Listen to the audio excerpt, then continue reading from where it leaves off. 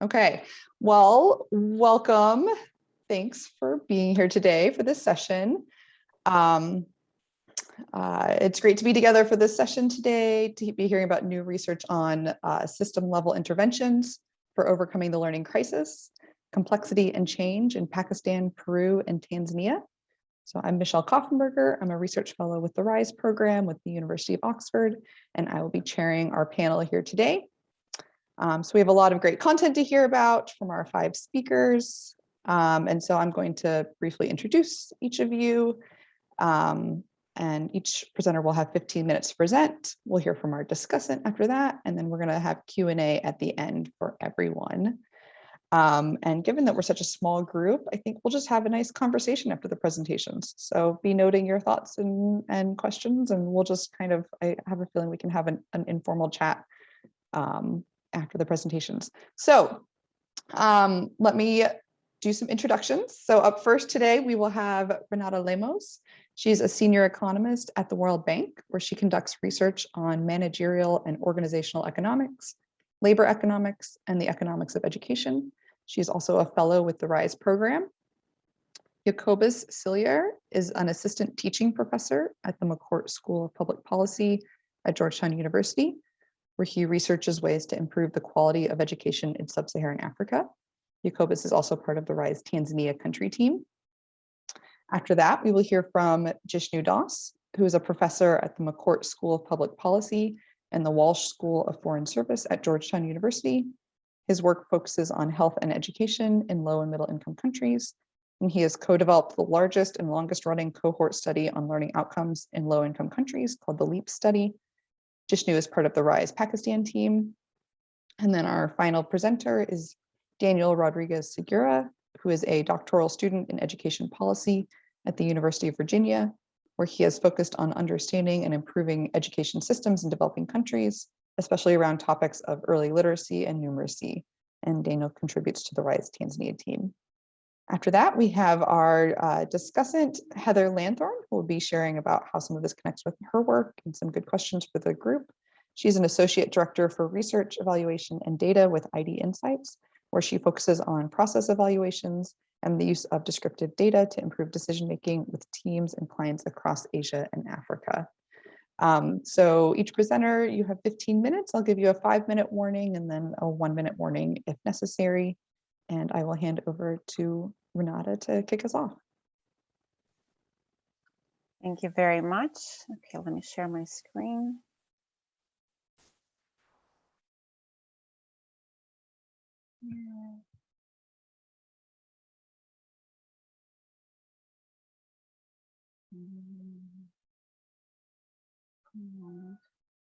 Can you see it in full mode?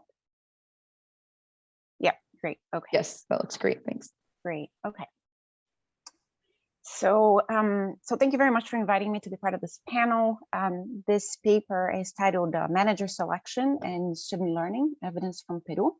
And it's a paper with my colleague from the World Bank, Caio, Piza, and another colleague from Brazil, from Insper, Rogerio, Santarrosa.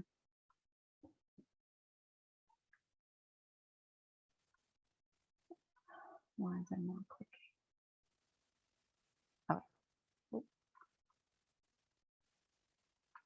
Okay, so just to get started on the big picture.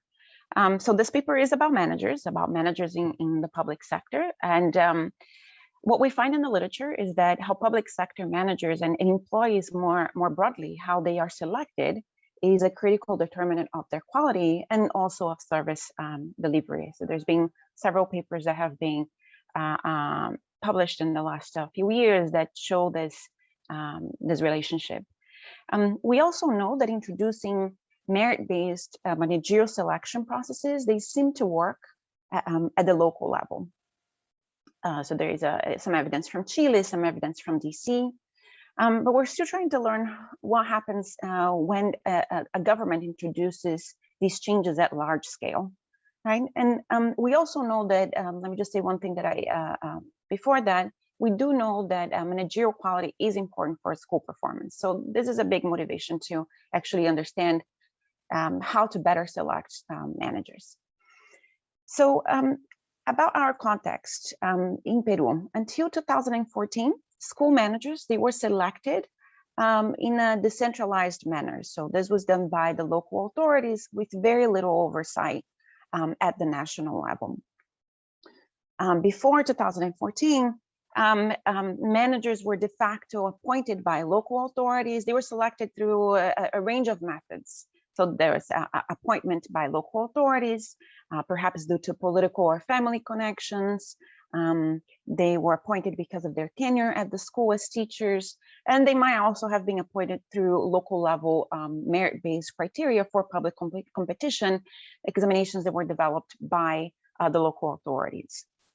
Now, as part of a very large reform that happened in Peru, and for those of you familiar with the Peruvian story of improvement in learning, you might be familiar with this reform. It's called the teacher law reform.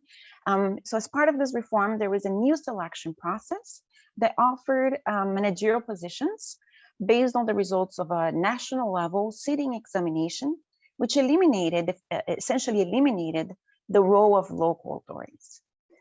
The way that the government did this was that they announced, let me move on to the next slide. There were two exams that determined the manager selection in Peru in 2014. The government announced an examination called Excepcional. And this examination was mandatory for all existing managers to determine offers, to determine who was going to stay in their positions, and for those that were not going to stay, they were going to be demoted to teachers, and then there would be vacancies to be offered in the next phase of this process.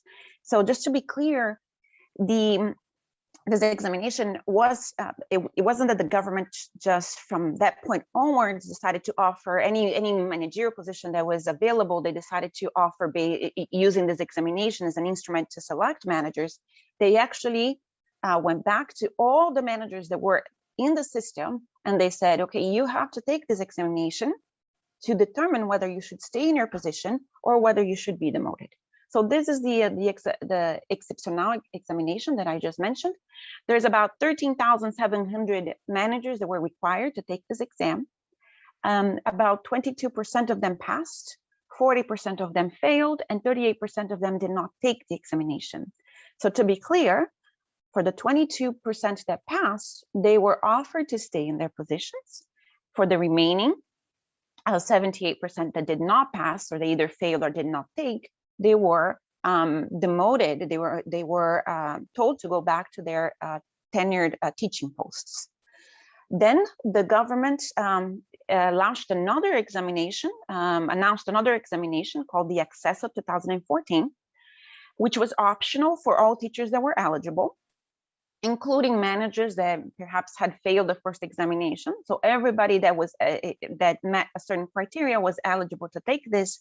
The criteria was related to salary scale and tenure in the post. So anybody could take it. The number of vacancies that were announced in this examination was about 16,400. There's 43,000 candidates that took the examination.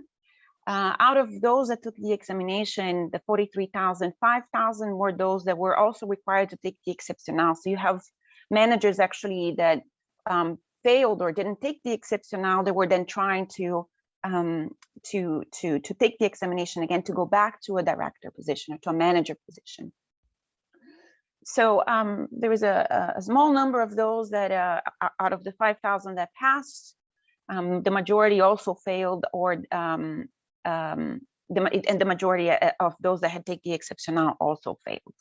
So there were several stages to the selection process. Again, as I said, the two exams determined the job offer at the end of the year. Now, around the same time, we also observe high rates of promotion, of demotion, and of lateral moves across and within schools. So what the graph shows you is the share of schools where we observe a turnover or observe some sort of transfer. The transfer could be due to a promotion. So a teacher that became a director. It could be a lateral move, so a director that went to a different school as a director, or even within the same school, but another position, another managerial position. And we also observe a lot of demotion. So essentially directors that, due to the way that the policy was designed, directors that became teachers. Now, I think a unique feature of this the setup is that in education, as we all know, in Latin America, and especially in Peru, once you become a tenured teacher, you have tenure for life. So, or until you retire, but essentially, you're not fired, right? Even though they introduced performance evaluations up until 2018, when I actually had spoken to the ministry about this, I believe 3 teachers had been let go in the system. So you introduce a policy like this, and then there's going to be a lot of shuffling. There's going to be a lot of people moving across the systems, which is what we observe when we just measure this turnover rates across these different types of moves, promotion, demotions, or lateral move. Now, the vertical line is when the examination, the excepcional and the accesso happened, which will then give us really nice exogenous variation to try and understand the effect of this policy on promotion, on when you replace a manager or when you demote a manager. So again, we're going to ask the question of what is the effect of a new manager selection policy on learning. And we're going to try and estimate the impact of the seating examination on school performance through a differences approach with inverse probability weighting. And the first thing we're going to try and do, and this is where we spent most time on, is we're going to try to understand the impact of this on schools where the manager was required to take the examination, they failed, and they should have been replaced, either through a promotion or a lateral move. And this was the intended a consequence of the reform, the intended outcome of the reform. We're going to compare this to schools where the manager passed the examination and thus was offered the position, was offered to stay in their position. We call this a manager replacement effect. The second thing we're going to do, and this is very early stage work, but we think it's giving us interesting results and motivating us to investigate more, is we're going to try and estimate this impact on schools where an incoming teacher was a demoted manager. For now, we're going to compare this to all other schools. So this is going to be the manager, the demotion effects. We are trying to map teachers back to their positions to have a better comparison group later on. We're going to show you very early stage results here. Another yes.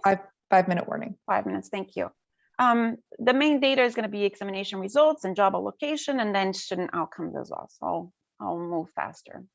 So let me tell you about the first results. So what we find is that schools where the manager should have been replaced, they performed worse in the first year. And relative to the non-treated, what I'm showing you on the screen is the learning gap. So the difference between our treated and our non-treated group. And what we observe here is that there is an initial increase in the gap. So it's going to be minus 0.1 of a standard deviation, but then it sort of goes back in 2016. So we find that the results here are strong for the first year, and then it sort of goes back to initial levels in the second year. And we have similar results for reading, similar results for 4th grade. It's robust to different specifications, student value-added model, and it's also not driven by student composition effects. Now, we split the sample between urban and rural because when we went back to the ministry, they asked us to do this because they really felt that there was differences, that we would observe differences coming from these 2 different samples. And we do find that it is really being driven by rural schools. So it's really coming from rural schools. Again, it's concentrated in the first year. And we see here, if we disaggregate, we look at the yearly effect, we see that for 2015, the effect is pretty sizable. It's a negative effect of about 0.2 of a standard deviation. Now, for the second estimation, where we're going to look at demotion, we observe that schools receiving demoted managers as teachers, they performed worse in the first 2 years. So we observed something similar to the manager replacement effect. So schools where an incoming teacher was demoted, they performed 0.1 of the standard deviation worse in national exams relative to all other schools. We split again between urban and rural as requested by the ministry, and we observed very sizable negative effects in rural areas. And this is not only for the first year, we observed that this stays for the second year. Now, this is interesting because rural schools, they are assigning the demoted managers, so we were able to check this, they're assigning the demoted managers as teachers in earlier grades, at higher rates than in urban schools. So 30% of the demoted managers are going to grade 1, 22% to grade 2, versus 19 in rural schools, versus 19 and 14% in urban. So we really think that school size here is probably what's driving this, and it might matter a lot. The average number of teachers in rural schools is 3 versus 14 in urban. So the demoted managers that are now working as teachers in rural schools are very likely working across grades. And as we can see from the data, they're actually being assigned to earlier grades, which is obviously going to have an impact when we are looking at second grade examination results. So just to conclude, the introduction of this new exam-based manager selection process had a negative and persistent impact on student learning in schools, where a manager should have been replaced. These results, we have worked a lot on these results. The results on the demotion, so schools where demoted managers also returned to their initial tenure teaching positions, they also performed worse. Early stage results, but I look forward to hearing your thoughts on this. I find that the demotion effects super interesting, and I haven't seen this yet in the literature. We see, as advised by the ministry, we see that the negative results of both the intended impact, the intended outcome of the reform, and the unintended consequence of the reform was mostly driven by schools in rural areas. So we're now going to try and look into what about the characteristics, the organizational characteristics of the schools, size, or perhaps something else might be driving these results. And finally, for policy, we think that these results suggest that there is much room for improvement in the design of national level selection policies and managerial selection policies by really thinking and taking into account both the intended and the unintended consequences of job reallocation, given that the education system is usually a very closed system where you have a lot of reshuffling and not much people entering and not entering, much people exiting the system during their career. At least that's what we observe in Peru. Thank you very much. Great, thank you so much, and right on time. We will hand over to Jacobus next.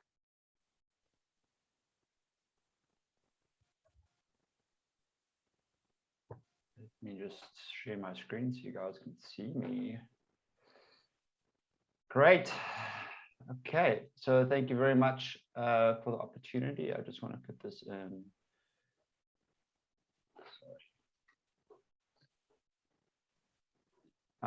Sorry, just give me a moment.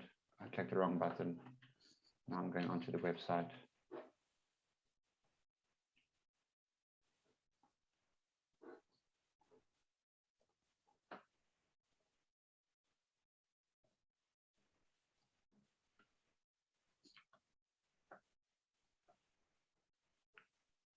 All right, I'm back. I hope the recording does not include that technical challenge I faced.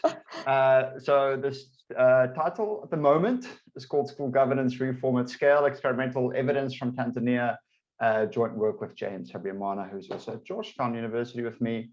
And so the kind of maybe big picture thinking, just want to take you through a plumbing disaster we had in my house. We discovered a massive structural problem which led to severe water damage.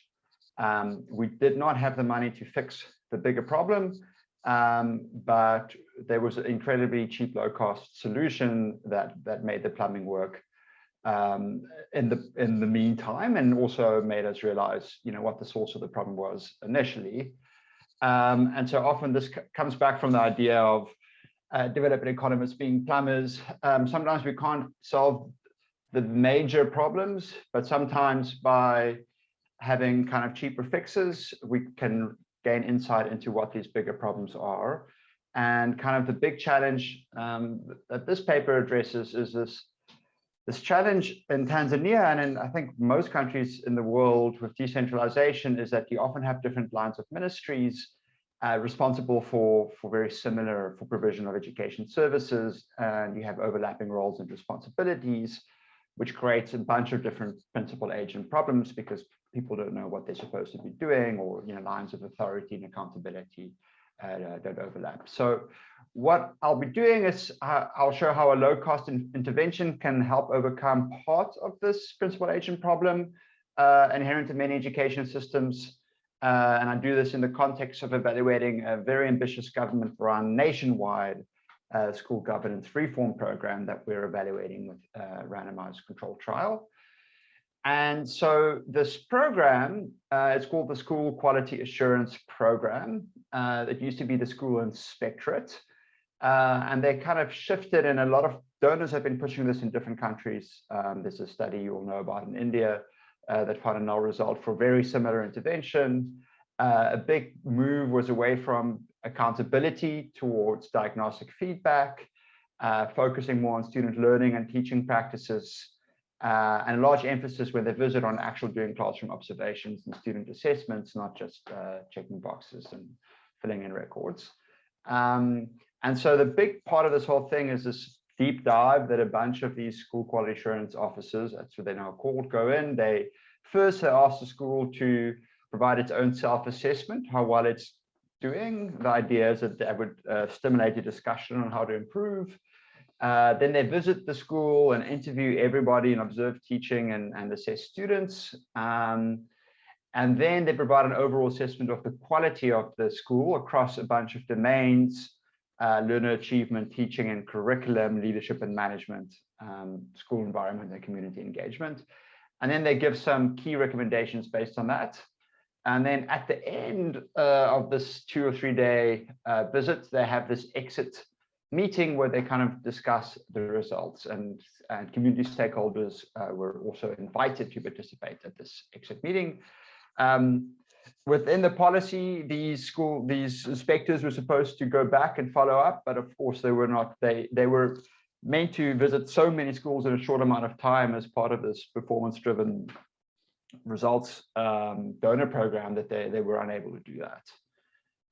And so it was a very ambitious rollout. Like a quarter of the schools were visited every year, and a quarter of them were visited in a 5-month period that we were studying. So very ambitious program.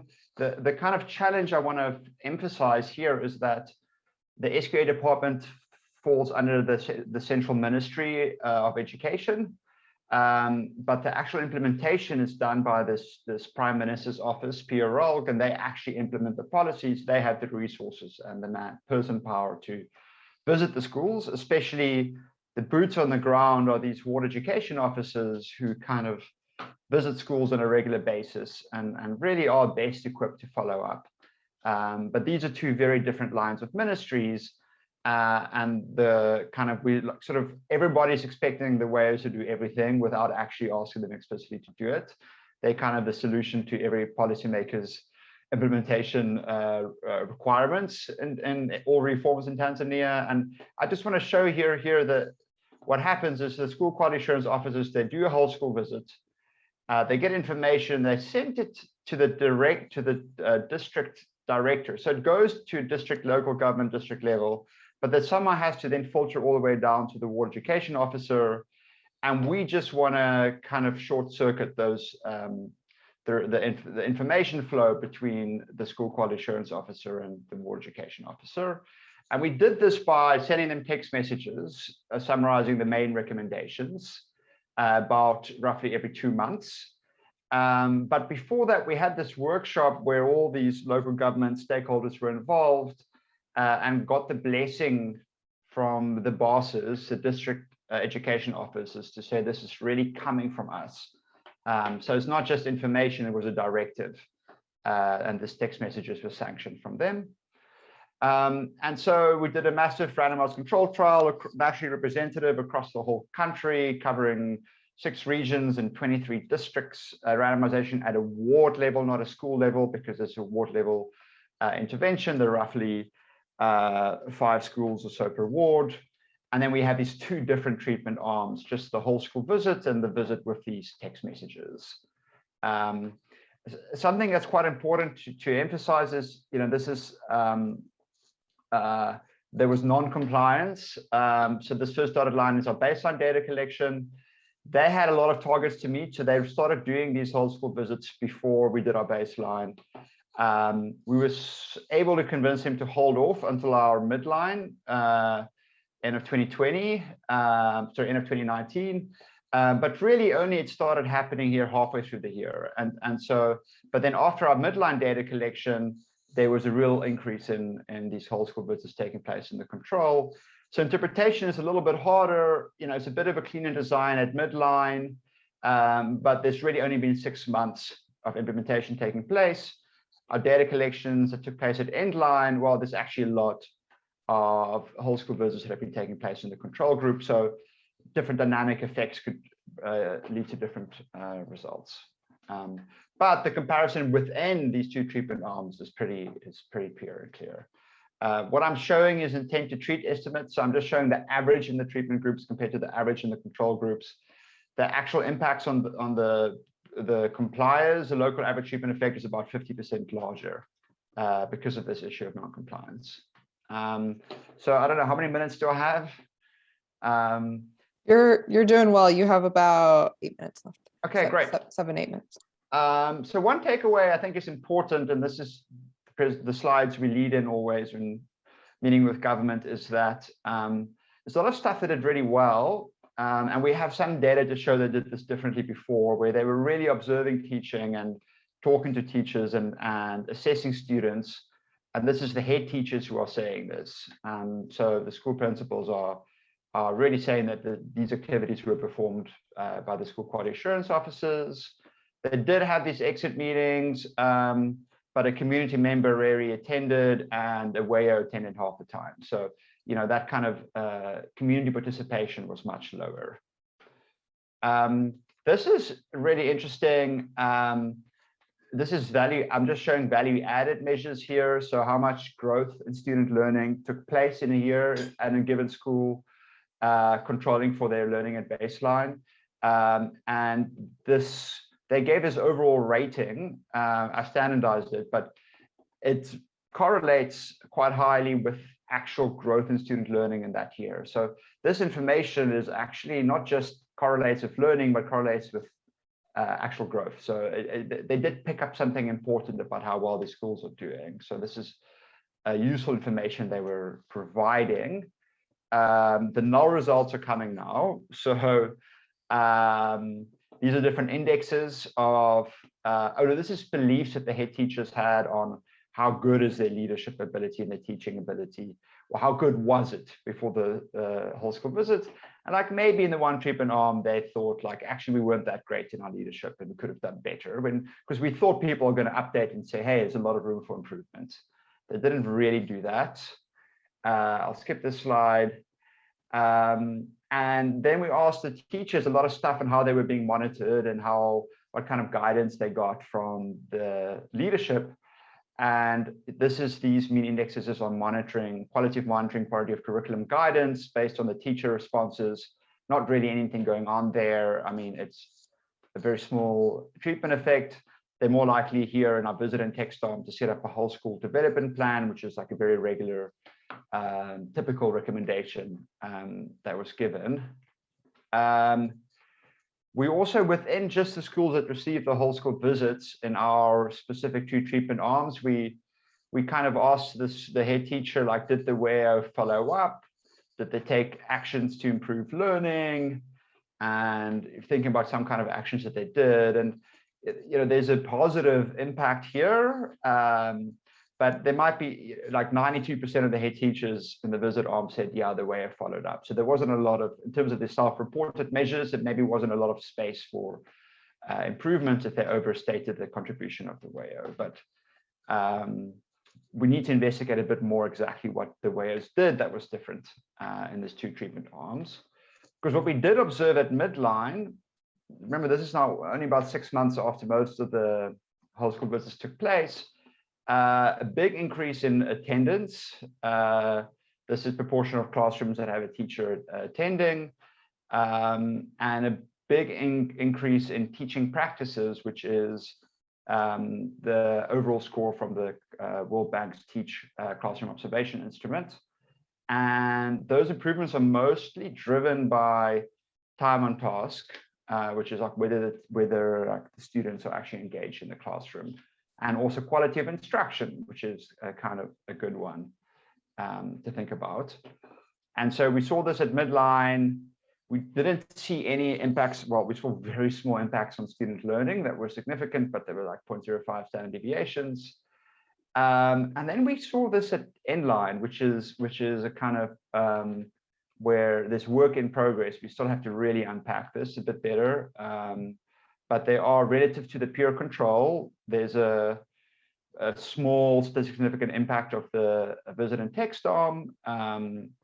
It's probably closer to 0.1 standard deviations if you do the two-stage least squared estimate, accounting for non-compliance, but smaller in the visit arm. And so if you just compare these two, visit and text is doing much better than visit. And so, setting this text message reminders, it's a very low cost intervention, ended up being quite effective. But we need to still understand what is going on here. Is it because it doesn't seem like in the control, these later whole school visits were better. I thought they might be like learning by doing, and the control schools are now just receiving these amazing whole school visits. It's more or less the same. But we need to look at maybe dynamic effects. Maybe these effects faded out and they just, it's picked up in the control schools that receive the whole school visits now. Or there could be some kind of story of crowding out of English if the focus of the recommendations are only on Kiswahili. So there's a lot of, unfortunate, more data analysis we need to do to understand this result. Jacobus, about 2 minutes. Great. This is just to show in relative terms how much learning took place over this period. And by the way, we found no evidence of learning loss in Tanzania at all. And they barely closed the schools. And we can actually track two different cohorts of two different. But yeah, so these gains are like not substantial relative to the control. So, this is not shifting the needle immensely within Tanzania. Right, so the conclusion is we evaluated an ambitious national rollout of the school governance reform program in Tanzania. The program by itself had limited to no impact on teacher and head teacher beliefs and behavior.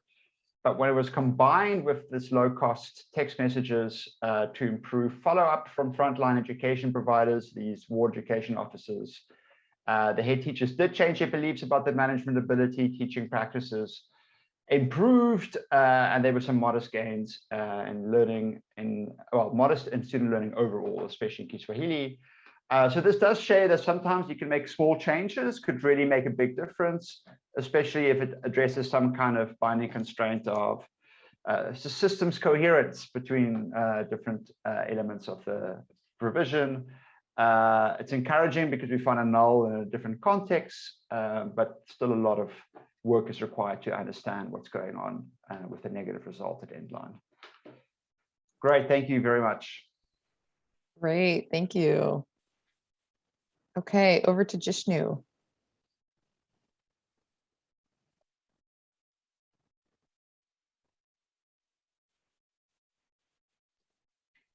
Sorry, I'm just having my usual tech challenges in sharing. Give me 1 second. No problem. I can't even make fun of you now because I did the same thing.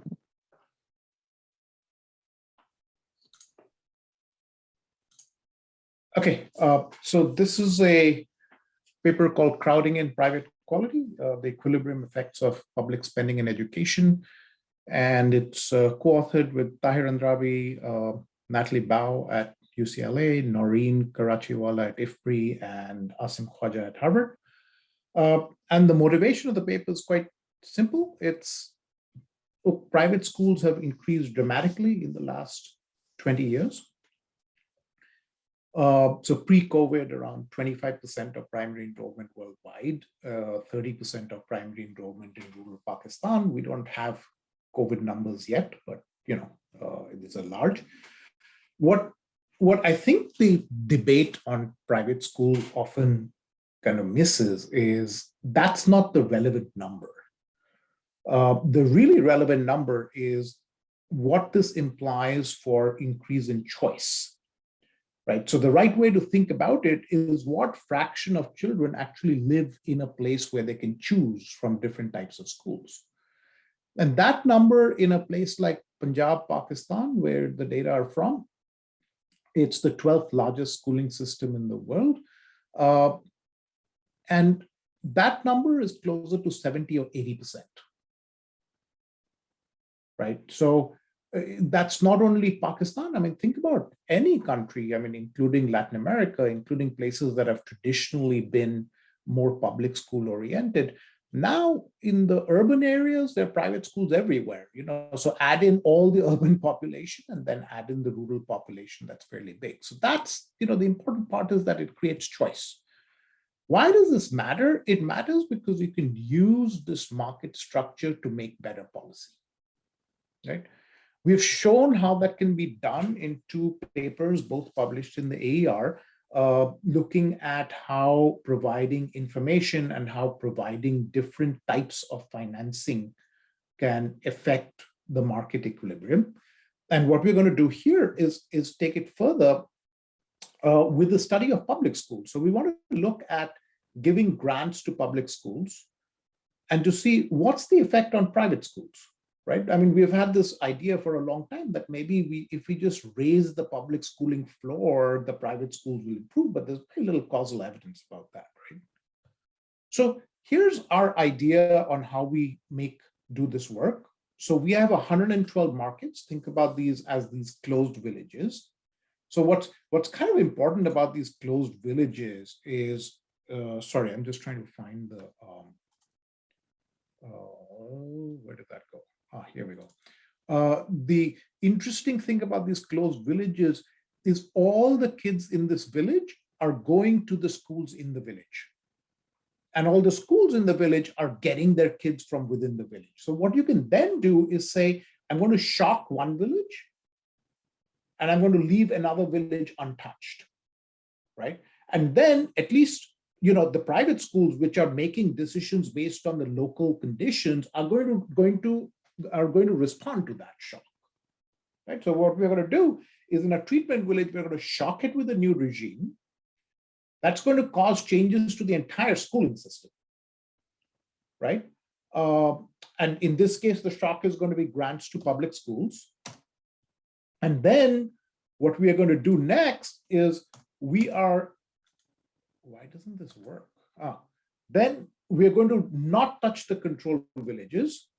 And then we're going to come back and measure a host of outcomes, including did schools close down? Did new schools come up? What happened to CESCOs? What happened to enrollments? What happened to school inputs, household inputs, right? And all of those can be causally linked to the shock that we created, right? So this is our way of studying institutions, right? It's randomized institutions, if you like.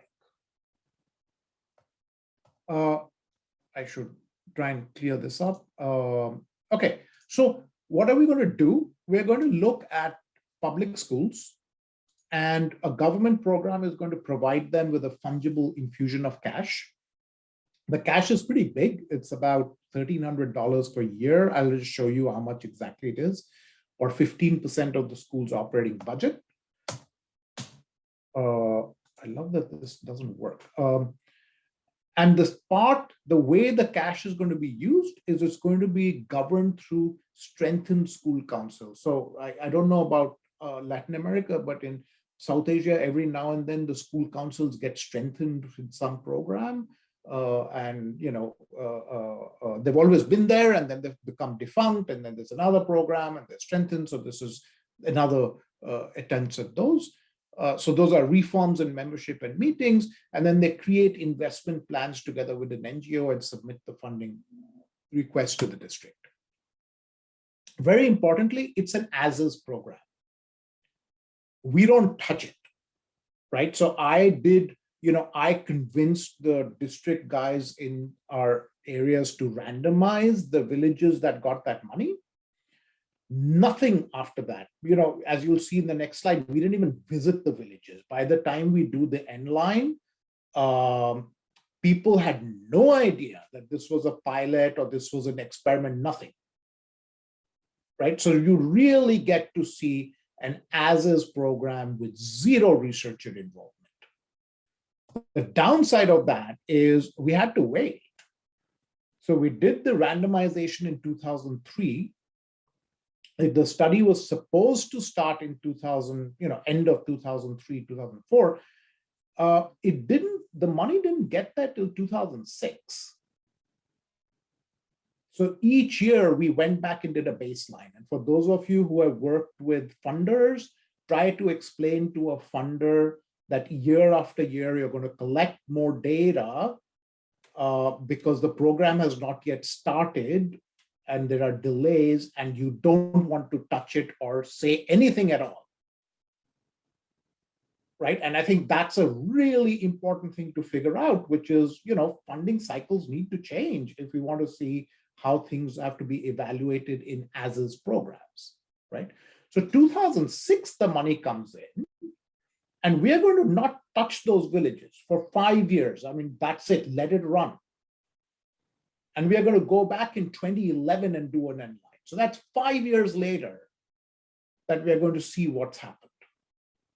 Okay.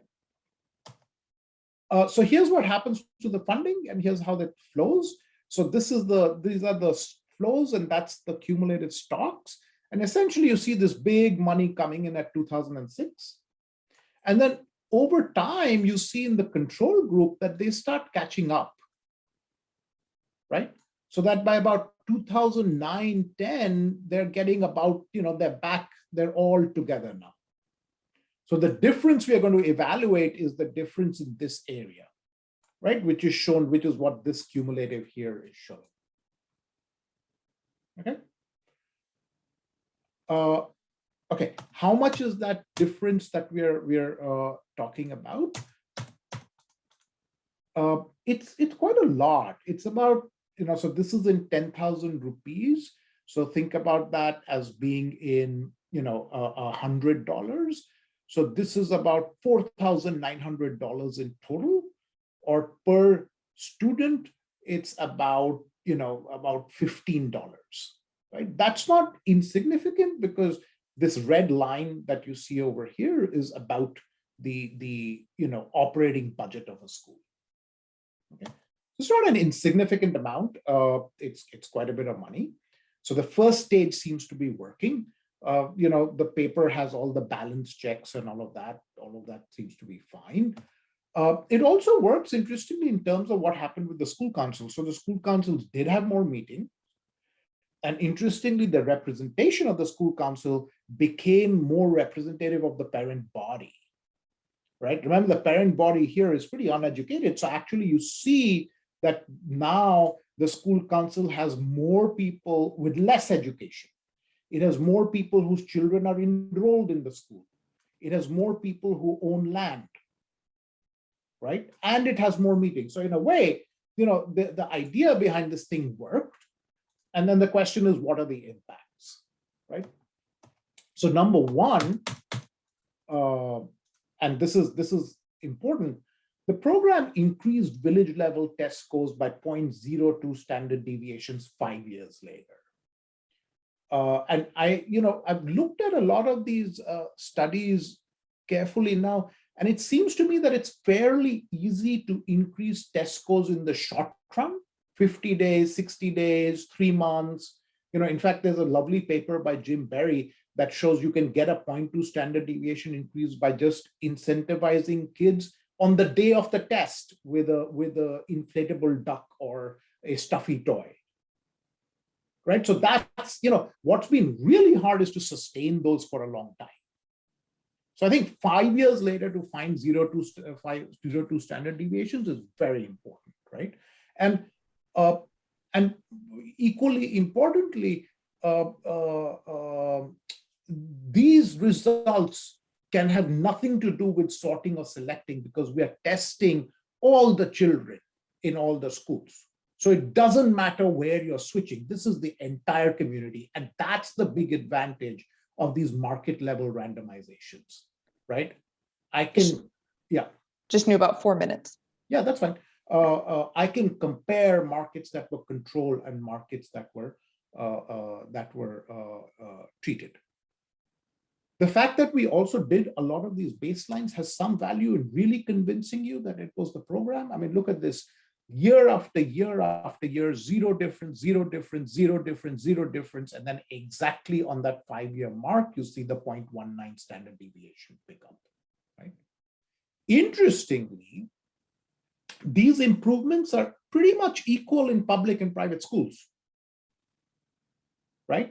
And here you might be worried about, okay, was this because the better kids, we're always going to, if there is selection, we're always going to overestimate one and underestimate the other, right? Or some combination of that, because it could be that maybe the better kids move to the private school from the public school, right? In which case, depending on these distributions, you could get that the public school is underestimated and the private school is overestimated. We spend a fair bit of time in the paper showing that there is very little enrollment changes in share of private school, in this thing, doing a bunch of calibrations, school exit, school entry. That's not where the action is.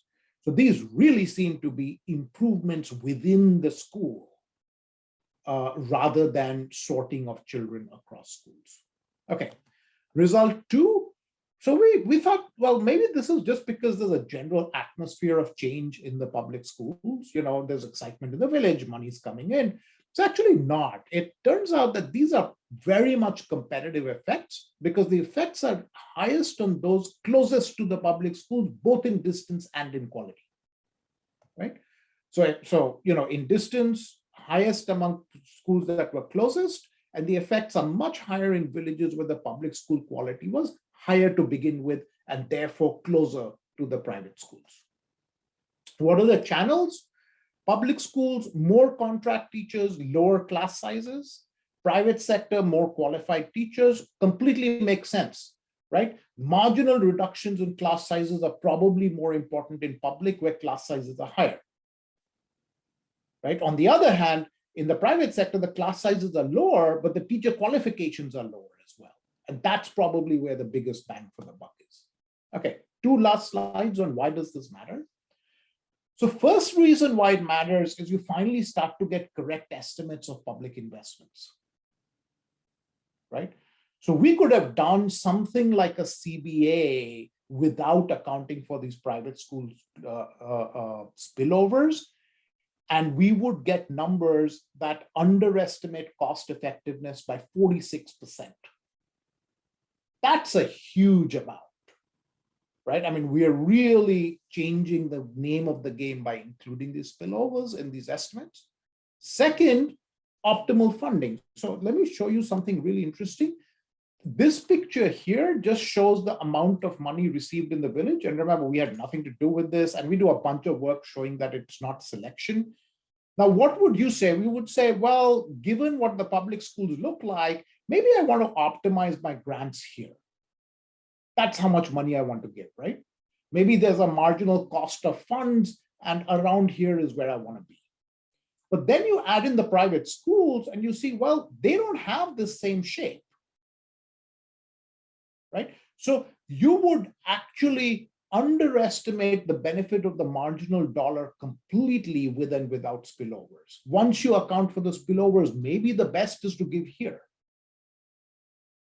right? So the shapes change, the amounts change. And the last point, the villages change. So if you had limited money, where would you target?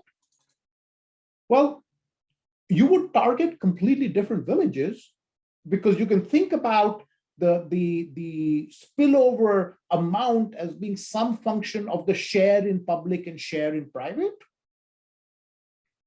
right? And of the 10 villages with the highest cost effectiveness, not taking into account spillovers, only 3 are the same after accounting for spillovers. So your targeting changes completely, right?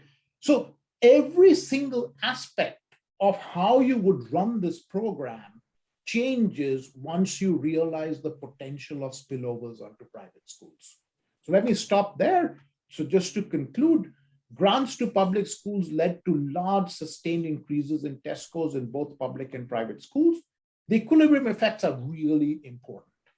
You would underestimate the cost effectiveness, you would underestimate the value of marginal dollar, you would miss target funding.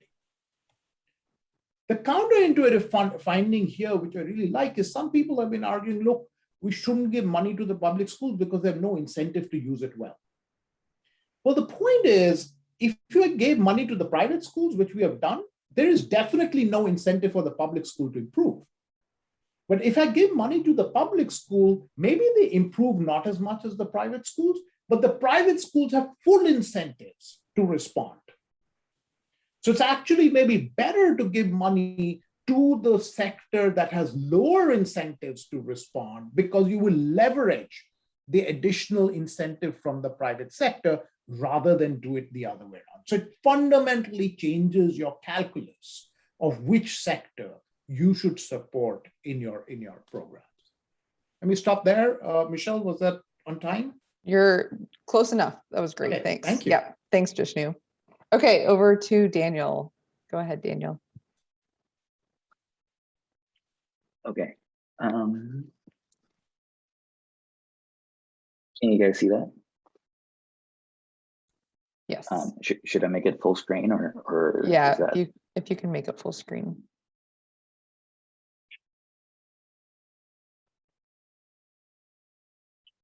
How's that?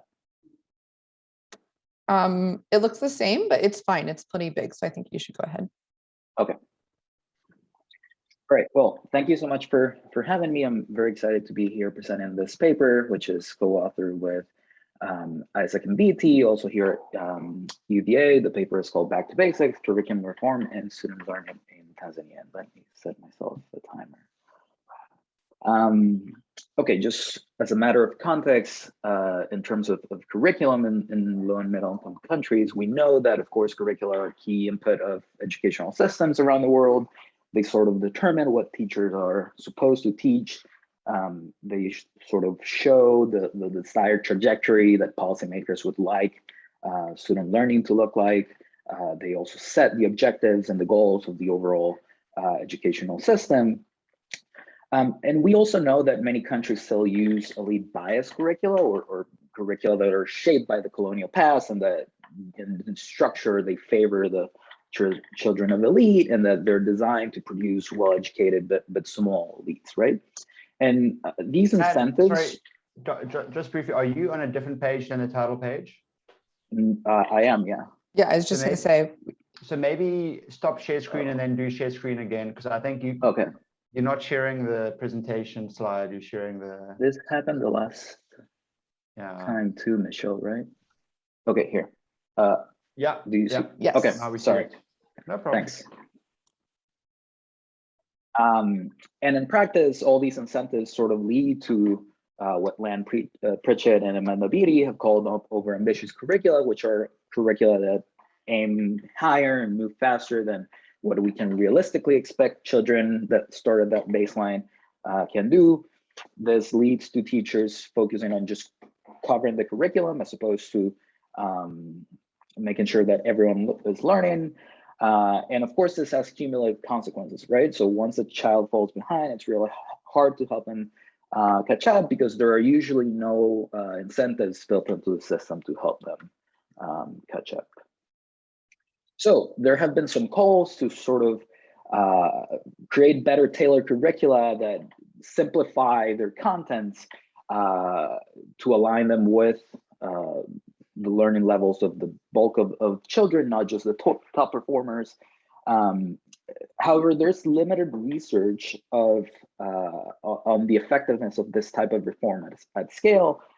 We know that there are very good results from smaller scale interventions, particularly those teaching at the right level, or interventions that sort of target instruction at a particular level.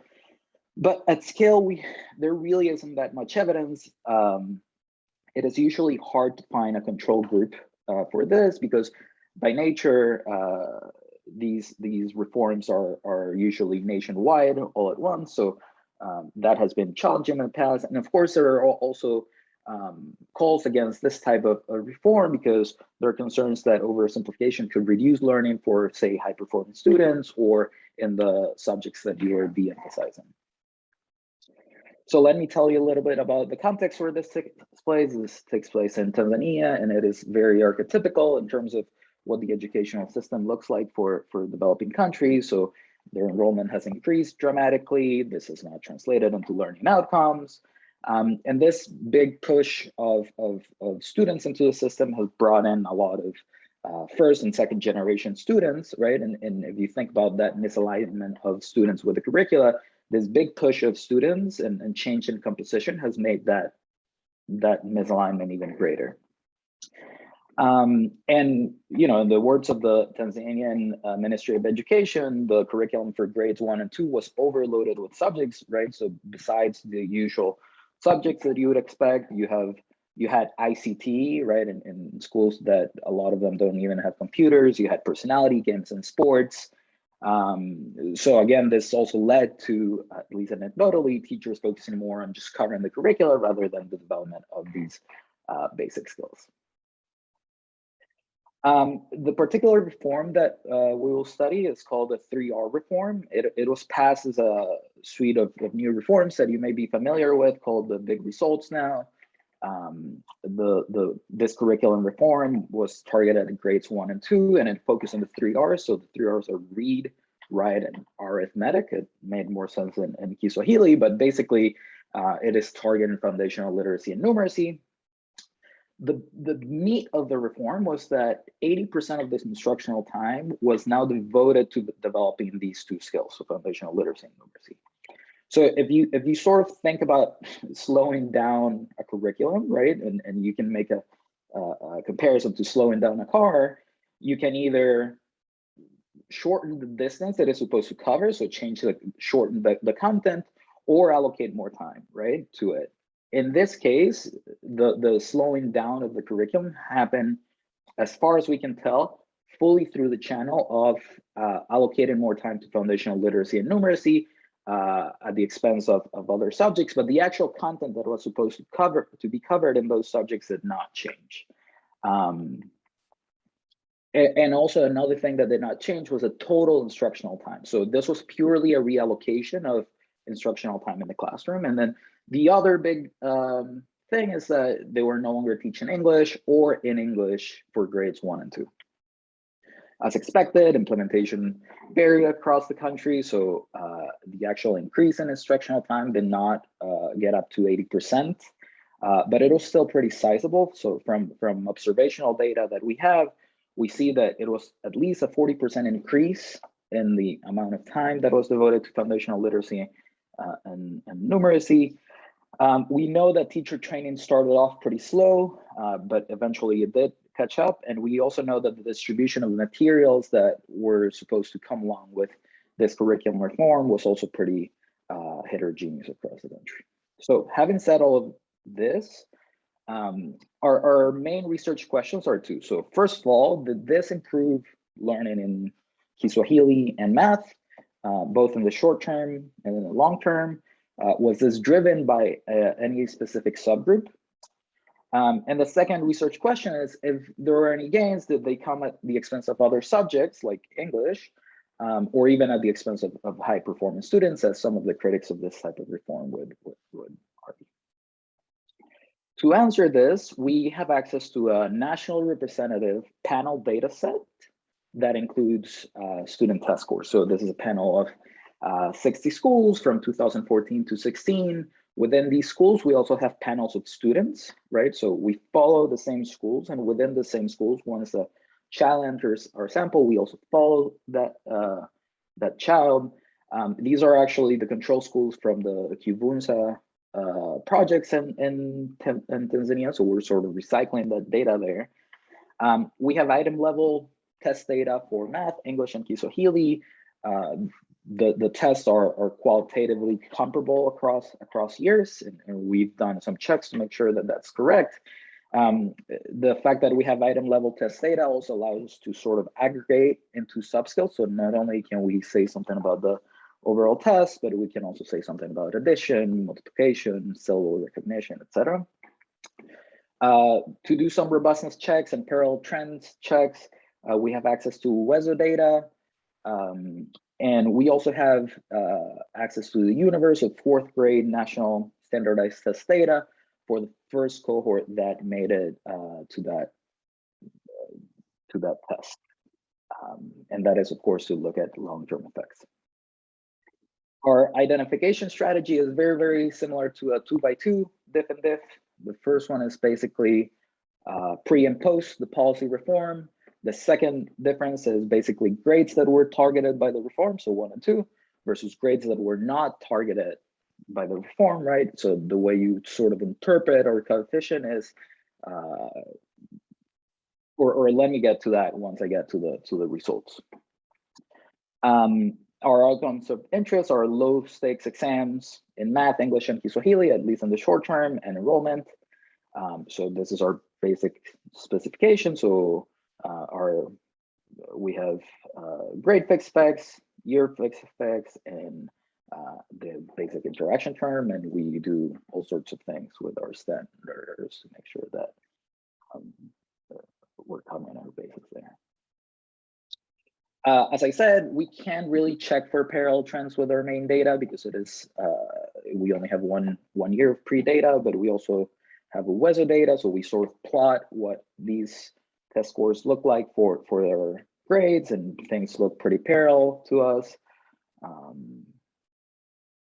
So let me get into results now. Daniel, five minutes. Great, thanks. Okay, so I want to focus your attention on this first row. So if you look at math, what we find is that the reform led to an increase of about 0.2 standard deviation. So the way you interpret that is that students in grade 1 and 2 after the reform are scoring about 0.2 standard deviations higher than they would have absent the result, absent the reform. When you look at Kiswahili, it's a little noisy, but it's 0.8, and depending on how you look at it, it is borderline significant, but also an increase there. You look at English, it's a very small result, negative result as expected, but very small. You look at dropout, there was a decrease in dropout of about 6 percentage points. When you try to translate these results and standard deviations into proficiency measures, if you look at here at the bottom row, so the reform more than doubled the probability of reaching grade 2 minimum proficiency for math. For Kiswahili, it also increased it by quite a bit, about 67%. When we look at specific subskills, so the light colored bar is sort of the control group, the dark colored bar is sort of the cohorts after the reform. You see that the movement comes from all over the place. So it's not only high level skills or low level skills. So if anything, foundational skills sort of improved at the same rate as higher order skills for math. When you look at Kiswahili, it is more the lower end. So it is more the very foundational skills that improved. And this is consistent with some heterogeneity analyses that we do, in which we find that for Kiswahili, low performing students benefited the most. Interestingly, you see some spillover effects in English. So letter recognition and words also improved in English, and that is not surprising because, of course, Kiswahili uses the same alphabet as English. And now I also want to show you very quickly sort of the long-term effects. So the first thing, so to give you a little bit of context, these are 4th grade effects 4 years after the first cohort entered this curriculum reform. And as comparison group, we're sort of using the 7th grade national exams. So in terms of test takers, which is how we proxy enrollment, this increased by 16%. So this is consistent with the dropout, with the decrease in dropout that we see in the short term, right? So we see that there are persistent effects in enrollment. Once we look at passing rates, what we see is that passing rates actually decreased for all three subjects. So in math, they decreased 7%, and in both languages, they decreased 16%, right? So this is indicative to us that there was a compositional change in the sample, right? So you're bringing in more lower performing students that would have dropped out. So then your passing rates are also going down, right? This is not necessarily that the reform harmed the overall learning. So in terms of just summing up the results, we believe that this is empirical support for the sort of theory on this need to slow down the curriculum or teach at the right level, right? And this is one of the first evaluations of curriculum reform of this size. In particular, we find that in math and Kiswahili, there was a gain of about 0.1, 0.2 standard deviations and smaller drops in English from almost 0 to negative 0.1. We find pretty similar results when we use WESO data as a robustness check, so we feel good about that. But these had pretty large implications in the likelihood of being proficient by grade 2. We also don't find that any subgroup is particularly driving all the effects, right? So that is good that we saw gains across the board. We do see that teacher training is super correlated with higher treatment effects, right? So that is correlational, but that is, you know, some evidence that implementation matters. 1 minute, Daniel. Okay. We see a decrease in early grade dropout, both in the short term and in the longer term for 4 years down the line. This changed the composition of students. And what I do want to highlight is that these decreases in the passing rates that we see in the long term do not negate the short-term gains, right? We still think that aggregate learning in the system increased, but that the reform may not have been enough to ensure the long-term success of students. And the last thing that I want to point out is that a reform of this type uses the same teachers and the same schools that were there before, right? So the fiscal cost at an aggregate level, although it's really hard to quantify, it's not as much as interventions where you have to bring in new inputs or do that type of thing. So this might be desirable to sort of build in other interventions on top of that. Thank you. Great. Thank you so much, Daniel. Excellent. Fascinating reform. Heather, over to you.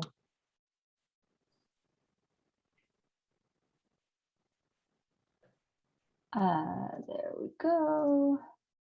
And sorry, there we go. My little window right here.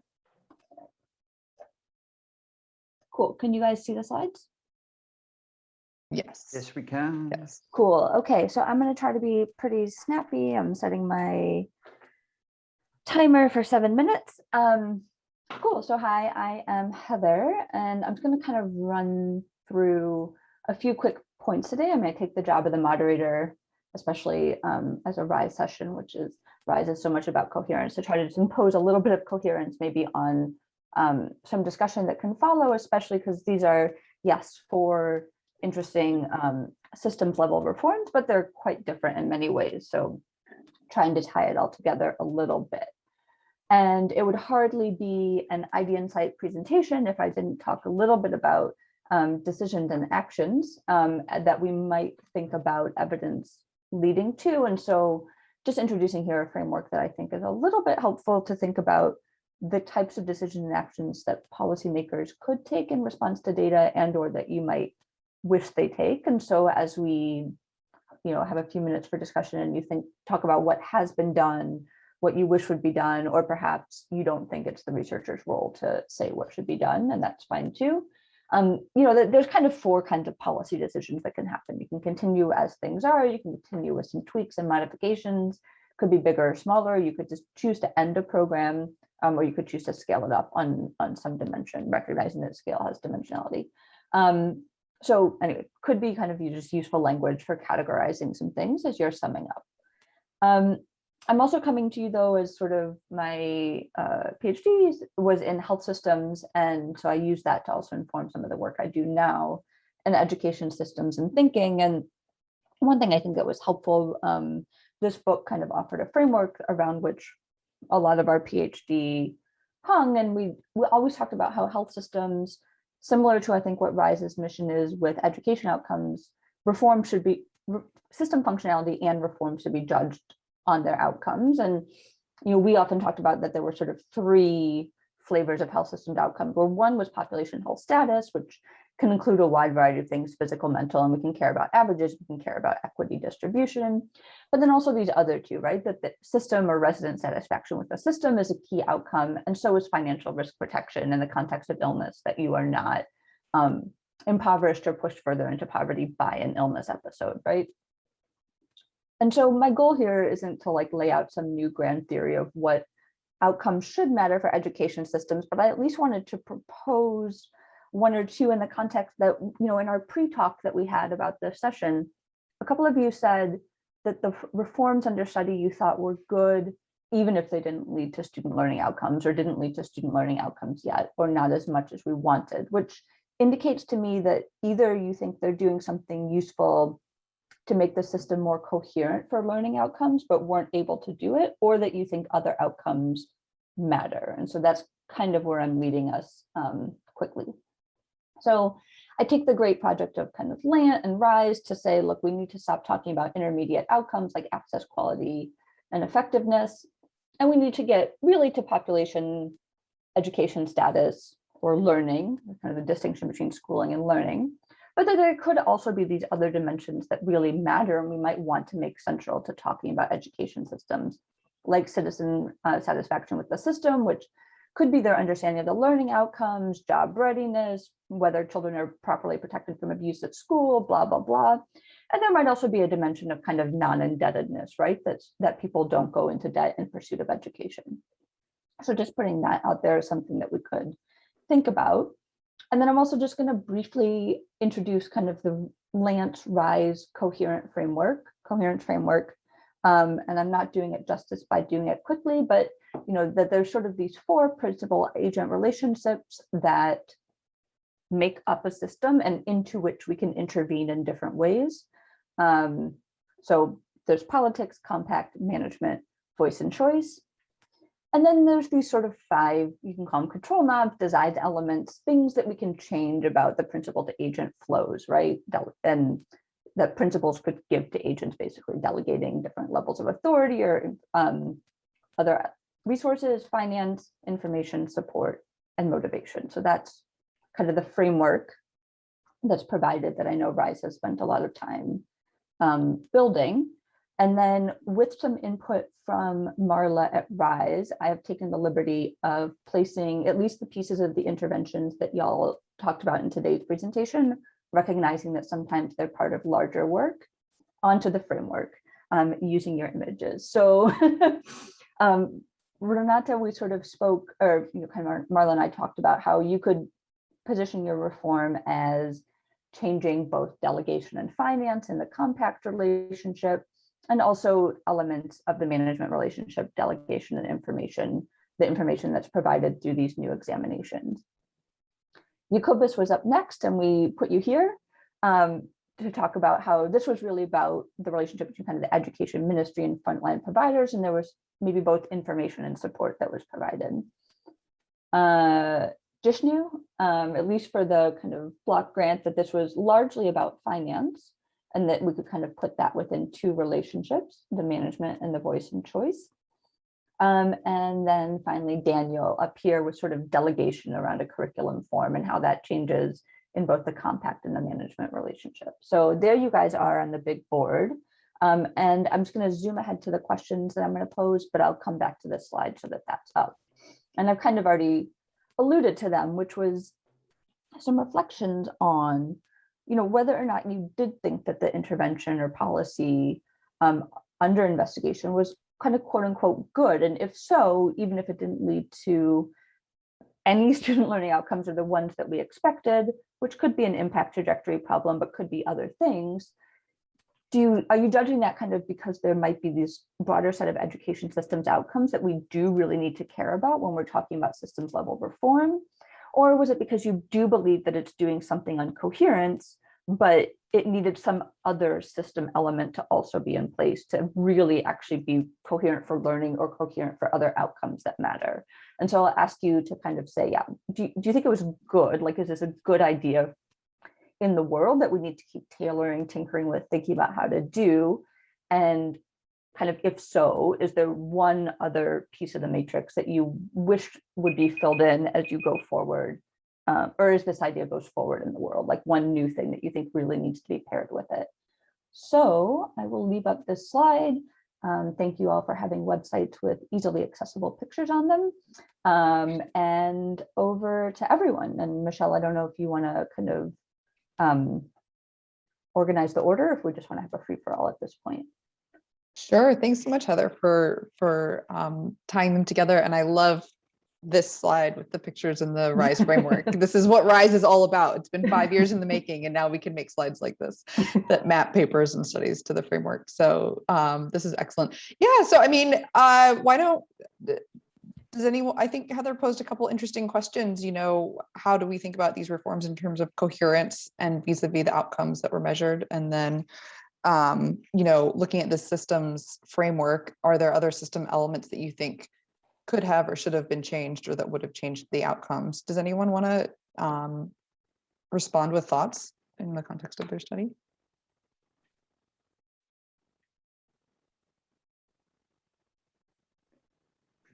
Should we go in the order of the presentations? We can, if there's no one that's like jumping in, we can certainly go in order. So yeah, Renata, do you want to go ahead?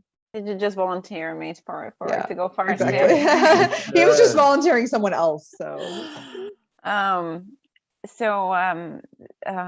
see. So this is interesting, the way that you put it in the screen, or in the screen. I hadn't really thought much about the coherence framework and how to place this.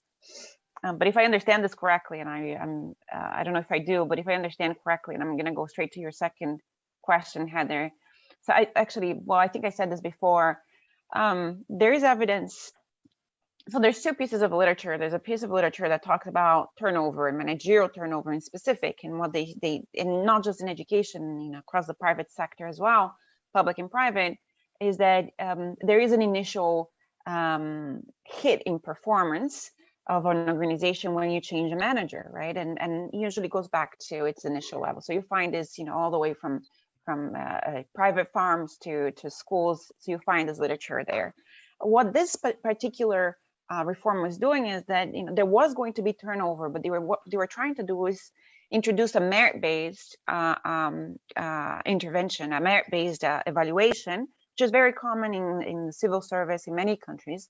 Introduce a merit-based evaluation to select better managers. And if you actually look at this particular literature, which looks at merit-based introduction of merit-based exams, I think most studies that I have seen actually show that there is it's better, right? It's an improvement in the system. So we're sitting like in between, because we see turnover, we also see an introduction of merit-based evaluation. One that shows a short-term negative effect, one that shows a positive effect. So we're still trying to make sense of this, but we do think that overall that the introduction of this is good, but that needs tailoring, right? Which I think brings me to the second, maybe your second question, which is, if I understand the five things that you have on the five design elements you have on the screen, I think motivation to me, which I understand to be, you know, the agreement between the education ministries and the frontline providers on what's going to happen if the outcomes are good or bad, right? I think that maybe was less, needed more careful thinking. And I think we observed that when we look at the results, the very early stage results that I showed you on the motion, right? So you're trying to get better managers into those schools, but then you have these managers to deal with, and they're not exiting the system. They're actually going to be reshuffled to other schools. So think of a manager that, you know, maybe hasn't taught for many years, and now it's coming into a teaching position. So it's going to be in front of kids. There's rural schools are assigning them to early grades, so grades 1 and grades 2. And there wasn't actually much of a plan on how to deal with these managers. There's this really nice paper I think the title of the paper is Human Capital Depreciation, where they look in the Greek system, what happens. They try to estimate how human capital depreciates when a teacher doesn't teach for a year. And it's really nice to see. It's interesting to see that you know, there is a negative effect, right? And you know, taking sort of this paper kind of into this context, maybe this happened. Maybe there was human capital depreciation there in terms of teaching. There could be other things. It could be that teachers that you know, somehow demoted the managers that were teachers were disruptive to the management of the school.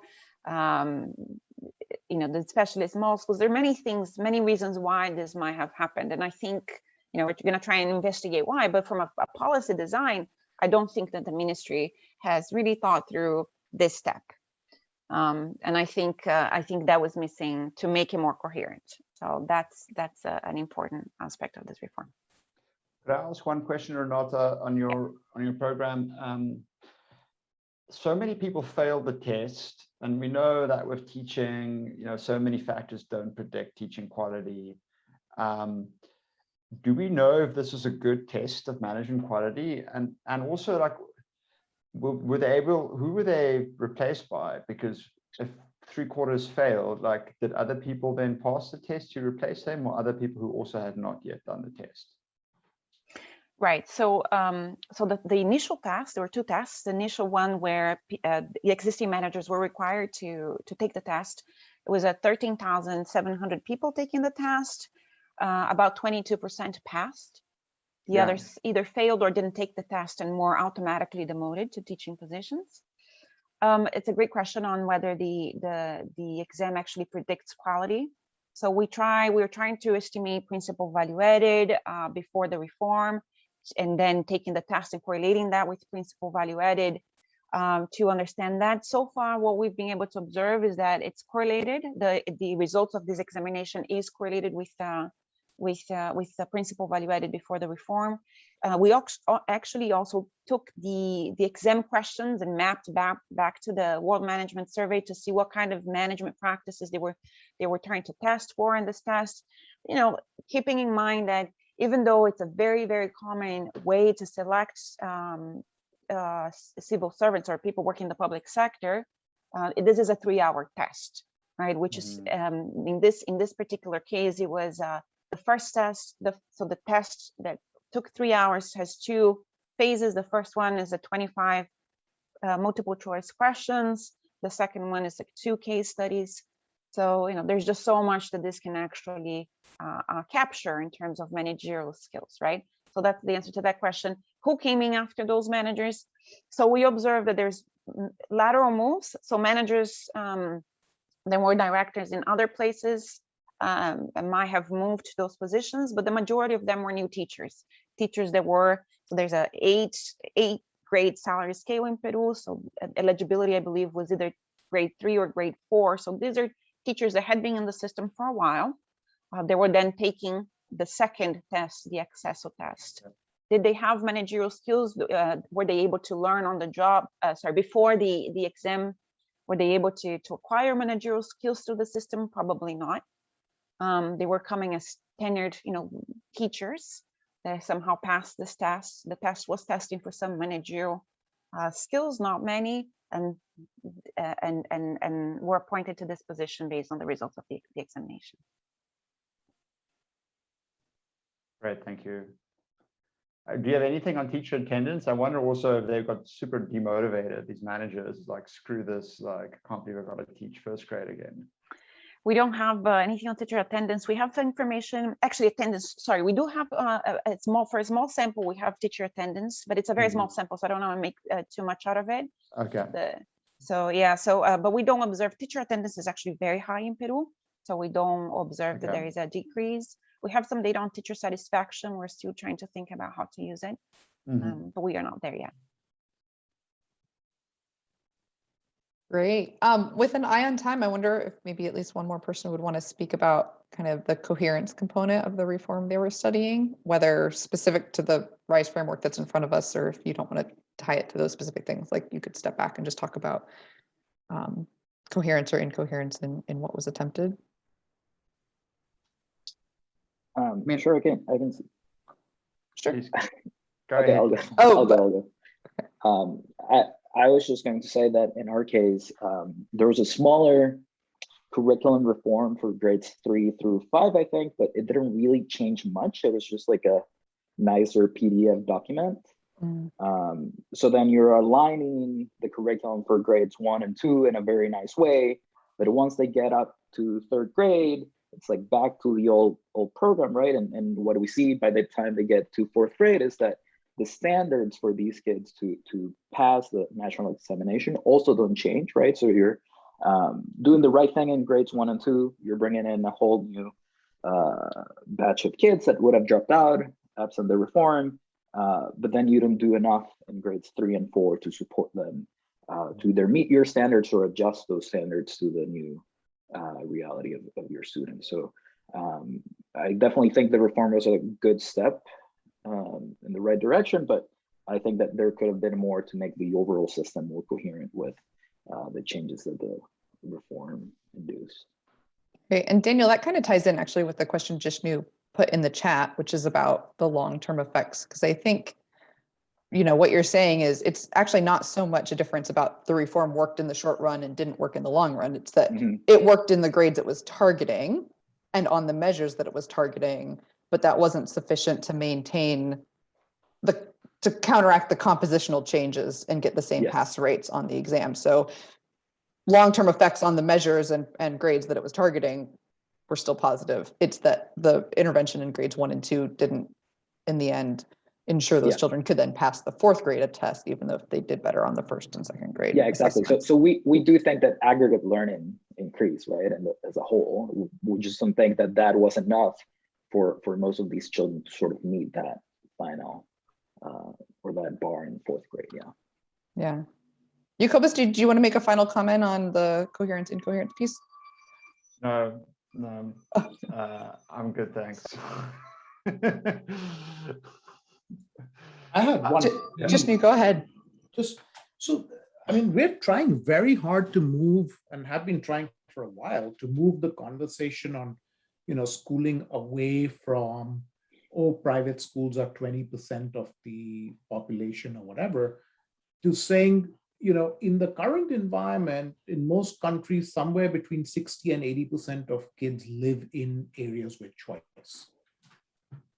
So if you don't have a policy that accounts for that, you essentially believe that private schools won't respond to what you do. And I wanted to just, put that out there and say, how do we start to change that mentality? We're being told to leave. I was going to say, thank you for that closing thought, Jishnu. We are being told to leave. We will have to leave, but I think that's good. Good comment to leave us with. Thank you, everyone. Thanks, everybody. Thanks. Great work. Take care. Great presentation. Really interesting. Thanks, everyone. It was super Great interesting. studies. Yeah.